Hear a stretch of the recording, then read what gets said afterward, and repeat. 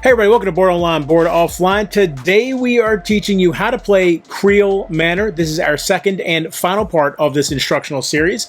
And at the end of the video, we will also be announcing the winner of the Kreel Manor giveaway. So be sure to check that out as well, see if you won. Without anything else, let's get right into how to play Kreel Manor. Now, Kreel Manor is played over a number of rounds. Each round, threats will emerge from this deck, which the hero will have to try to defeat. On a hero's turn, they can do any or all of the following. They can tilt an action to add a power to it. They can use an action to try to defeat a threat. They can play any number of skills from their hand to improve their situation. And they can activate any abilities they have on plots or assets and any other cards in play. To win, the hero will have to defeat all of the adventure's locations, the 5 plots within this deck, as well as all foes. This will be accomplished by using actions to place damage tokens on them as efficiently as possible. Each round consists of 6 phases. The phases are listed here: Delve, Threat, Draw, Play, Spirit, and End. We'll now go through each phase in detail. During the Delve phase, the hero is delving deeper into the dungeons. During a delve phase, the first step is the story step. Anytime a story card is in play at the beginning of the next delve step, it will be read aloud and resolved. Stories will often offer choices which must be made immediately. For instance, at the bottom of this one, you can see a decision beckons. Will you aid Warsig on his quest and agree to meet again later, or will you part ways? The Manor's secrets calling you to solitary exploration. Each choice usually designates a new story card to be added to a future adventure. In this case, you can see this story card's number is WN001. If you make this choice, you'll add WN002. If you choose this choice, then WN003. This is where the hero discovers the consequences of their actions. Once the choice is made, any game text not in italics is then resolved. The story card is then returned to the box, unless otherwise indicated. Let's say we chose to aid Warsig on his quest and agree to meet again later. WN001 goes back in the box, and WN002 is drawn and set aside. You can see at the top of this card is Adventure 2. When setting up that adventure number, the new story card is shuffled into stack 4 of the threat deck. After the story step, the next step of the delve phase is the delve step. For instance, this deep dwarf trader has a delve ability called Hate, where it will deal 1 fight damage to a goblin threat. The next step of the delve phase is explore location. The hero will have the opportunity to place damage tokens on this location during the play phase by exploring. During this step of the delve phase, if the active location has sneak damage tokens on it equal to or greater than its sneak value, then discard the sneak tokens and this location is defeated. It is discarded from play and the next location is flipped face up. This is now the active location. It should be noted that the final location is always the adventure location, and this location cannot be defeated until all adventure plots and foes have been defeated first. This means even if you have the indicated amount of sneak on that location, you haven't defeated it until you find those plots and foes and defeat them. These tokens will simply remain on this location until completed. The fourth step of the delve phase is the victory check. If you have successfully defeated the adventure location, then you have won the scenario. At the bottom right is a defeat paragraph number. The hero reads this when they've defeated the location from the Book of Fables. The fifth and final step of the delve phase is the active location effects step. At this point, the players apply any ongoing effects from the active location. So for instance, with the Regal Gateway to Kreel being fortified, if the Wormkin Hunter was in play, you can see that they have, if location is fortified, shield. The second phase is the threat phase. In this phase, shadows flit in the darkness, footsteps in the tunnels, breathing in the gloom.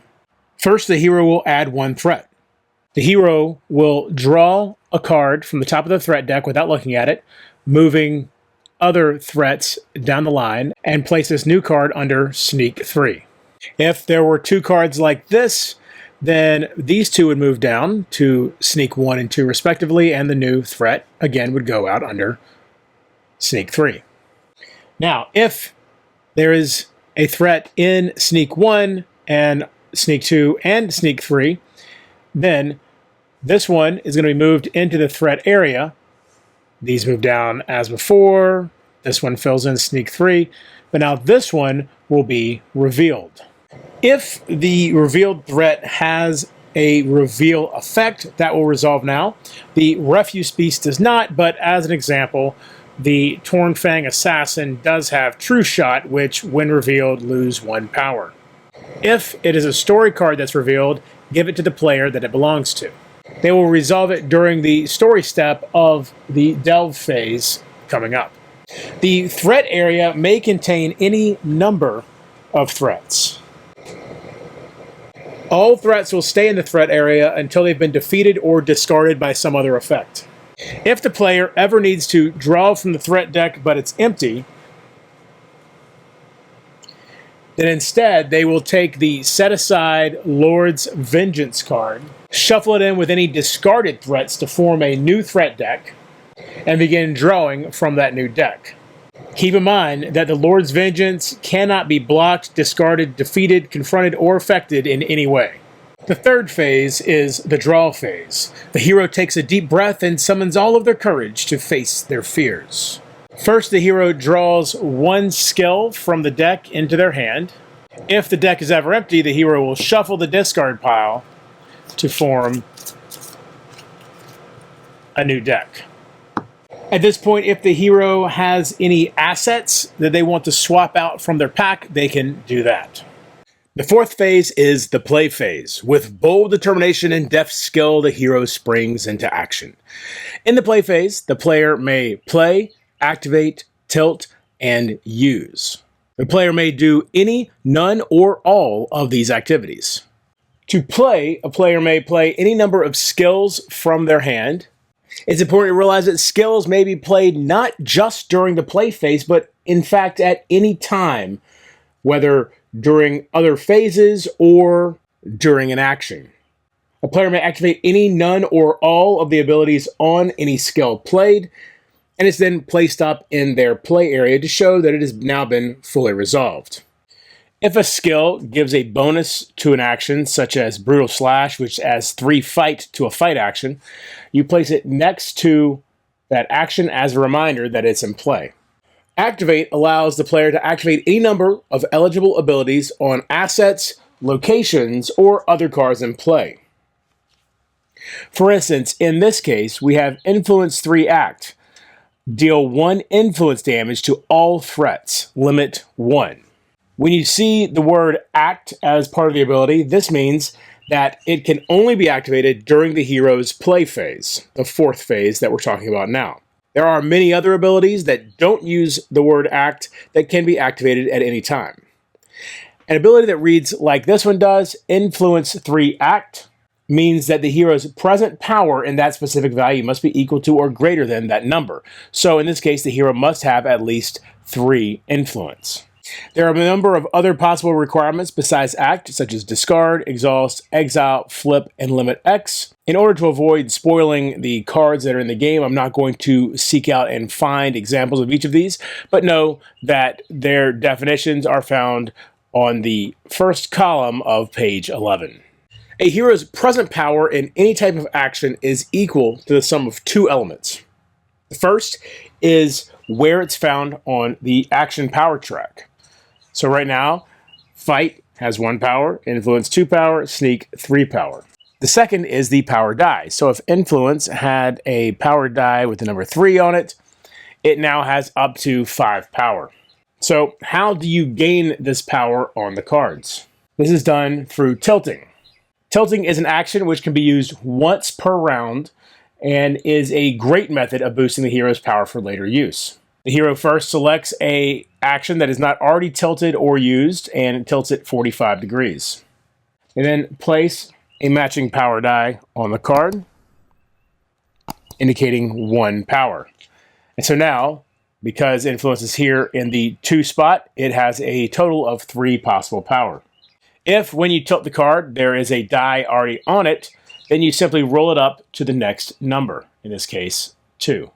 A tilted action cannot be used this turn. To use an action, which can be done once per round, select an action that is not already tilted or used, exhaust it by tilting it 90 degrees instead of 45, and then push it forward to show it's being used right now. When using an action, you can do one of the following: draw, scout, explore, or engage. We'll talk about each of those in just a moment. After fully resolving the use of this action, move it to slot 1 and slide up any other actions to replace it. Of course, if it's already in slot 1, it does not move anywhere and simply stays in slot 1. So let's discuss the 4 possible actions. If you choose to draw, you simply draw 1 skill from the skill deck and add it to your hand. A hero may use their sneak action to reveal a shadow.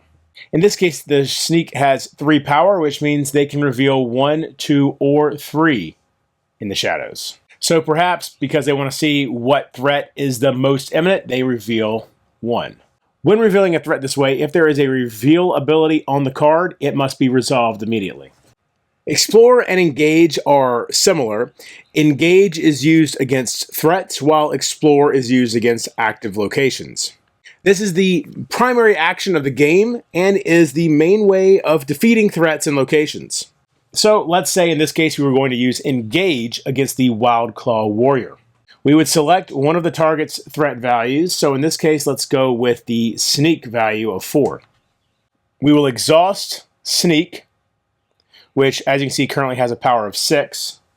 Since it is at the 3 spot on the action track, it naturally has 3 here, and we will need at least 1 more. So we roll the action die down to 2. We've now added 1 power, so we have 4 sneak power. We could also derive power for sneak from any skill cards we had played next to the action. In this case, we don't have any. There also could be other abilities on assets that would provide power as well. We now deal damage tokens of the appropriate value onto the threat. A target can never hold damage tokens exceeding its threat value, and any excess damage tokens are simply discarded. At any time, including outside of the play phase, as soon as a threat, foe, or plot has matching damage tokens equal to or exceeding one of its threat values, it is defeated. So in this case, the Wild Claw Warrior is defeated. A defeated card is discarded. However, if we were unable to do enough damage to defeat the threat, then the damage we did do would stay on the card until something either removed it or, of course, until the threat was defeated. Some abilities will inflict status effects on heroes, actions, or threats. As you can see, Bold and Shield can be placed on a hero or a threat, while Daze can be placed on an action or a threat. The effects of these statuses are described directly on the card. Generally, statuses will not stack on the same target, so unless otherwise stated, a second copy of the same status is simply ignored. Though it is possible that an unlucky hero could have the dazed action status on each of their 3 actions. The 5th phase is the Spirit phase. The enemies rally, threaten, abuse, and attack. Now the hero must pay for their insolence. In the Spirit phase, every threat in the threat area now attacks the hero. This could be through intimidation, fear, physical violence, magic, or any other means available to them. Each active threat that a hero faces will take its toll. There are 3 steps in this phase: attacks, block, and wounds. The first step is attacks. In this step, you choose and exhaust an active threat. The hero then loses spirit equal to that threat's spirit cost value, seen here. So in this case, the hero would lose 1 spirit. Continue choosing and exhausting threats and losing the appropriate amount of spirit until all threats have attacked the hero and are exhausted. Until all threats have attacked the hero and are exhausted. As you can see, the portcullis does not cause any spirit damage. And this is the case for most plots. The hero may use any block abilities on assets or skills, and each 1 point of block prevents 1 point of spirit damage from the total amount of spirit lost. If the hero has no spirit left, they lose the scenario, and they are wounded. We'll discuss wounding in just a moment. Assuming, though, that the hero survives the spirit phase, the 6th phase is the end phase. A momentary hush descends, a pause pregnant with anticipation, violence, and horror. During the end phase, the first thing is to discard any skills that were used. If the hero has more than 6 skills in their hand, they must discard down to 6.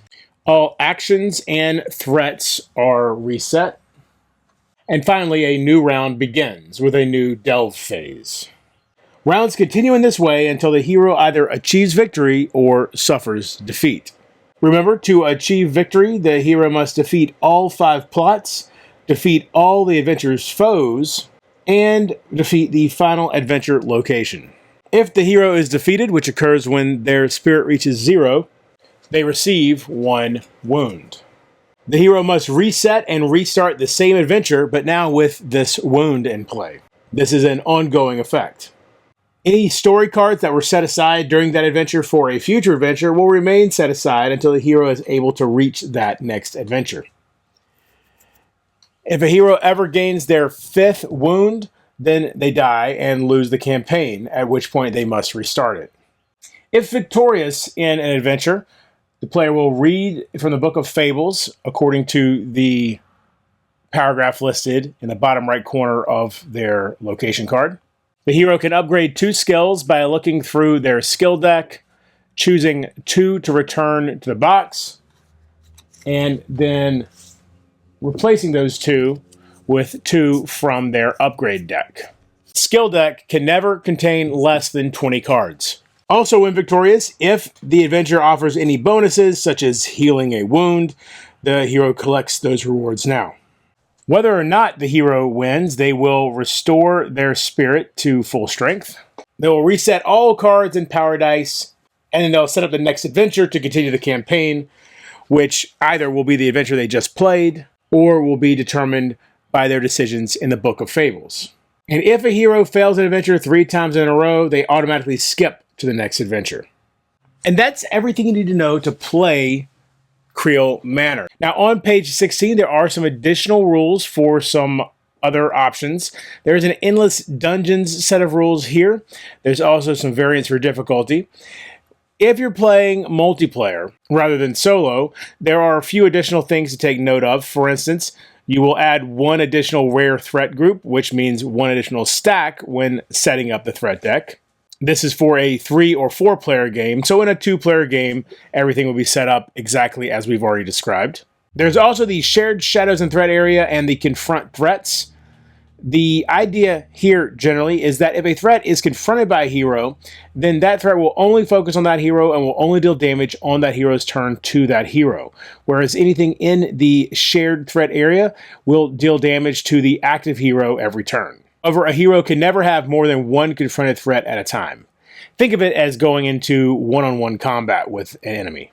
So, again, heroes will take no damage during other heroes' spirit phases. During their own spirit phase, they take no damage from threats confronted by other heroes. So essentially, the damage dealt to a hero comes from the threat they have confronted and the threats that are still in the shared threat area. Be careful who you confront, though, because once confronted, a threat may not be unconfronted. Victory conditions are the same as they are in solo mode. However, the defeat conditions are a little bit different. Once any hero has reached 0 spirit, the team can choose to end the adventure if they wish, or they continue pressing onward.